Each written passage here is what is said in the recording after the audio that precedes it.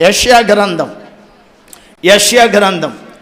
56 అధ్యాయము 2వ వాక్యం.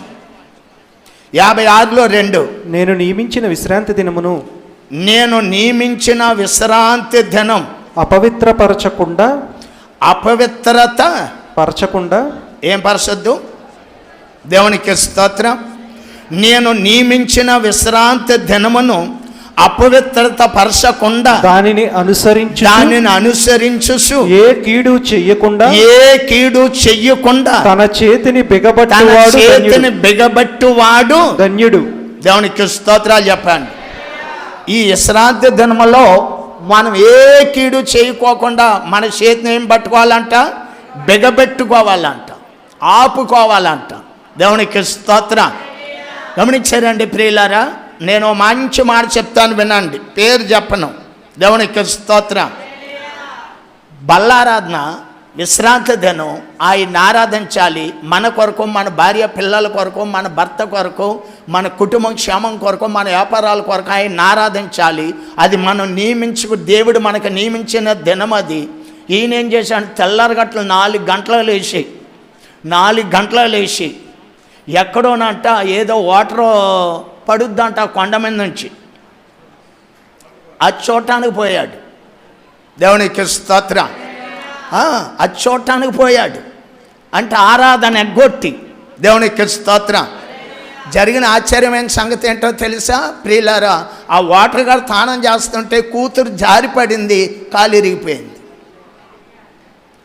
వస్తూ మరి ఏ టెన్షన్లో తోలుతున్నాడో కారు తోలుతూ ఉండగా వస్తూ ఆ కారు ఏం చేశాడంటే, ఈ భారీ గేట్లు పెడతారు కదా అక్కడక్కడని, అవే మీద దాన్ని కొడితే ఎదర మొత్తం ఏమైందంటే తుక్కు అయిపోయింది. దేవునికి స్తోత్రం. అయ్యా మీరు ప్రార్థన చేయండి. ఏమని ప్రార్థన చేయను? ప్రభా ఈడు ఆరాధన కొట్టండి, కాపుదాల నుంచి అని ప్రార్థన చేయనా? అయ్యా నీ సన్నిధికి అడంగా వెళ్ళిపోయాడు, అయినా సరే నువ్వు కాసి కాపాడని చేయనా? వీడు పాపంలో ఎత్తరేస్తున్నాడు, బాగా నిన్ను గొప్పవాడిగా చేయనా? దేవునికి స్తోత్రం. వీడి కళ్ళు తెరిపించి వీడు చక్కగా అభివృద్ధి పొందుటకు నిన్ను ఆరాధించుడు, కాసి కాపాడమని ప్రార్థన చేయాలి. దేవునికి స్తోత్రం. అప్పుడప్పుడు మన మనోనేత్రాలు ముయ్యబడతాయండి. అది మనకు మంచి పద్ధతి కాదు. వాక్యము ద్వారా మన కళ్ళు తెరుచుకోవాలి. అందుకంటాడు, నేను నియమించిన, ఎవరు నియమించారు ఈ దినం? నేను నియమించిన విశ్రాంతి దినమును అపవిత్రత పరచకుండా దానిని అనుసరించుచు. ఆగండమ్మ, అనుసరించుచున్నా. ఏ కీడు చెయ్యకుండా తన చెయ్యిని బిగబెట్టువాడు ధన్యుడు. ఆ ప్రకారం చేసి దాన్ని రూటీగా గైకొనే నరుడు. హల్లెలూయా. నేను మళ్ళీ అడుగుతున్నాను, విశ్రాంతి దినమును మనం పాటించటం వల్ల, ఆయన సన్నిధిలో ఆరాధించటం వలన ఏమవుతామంట?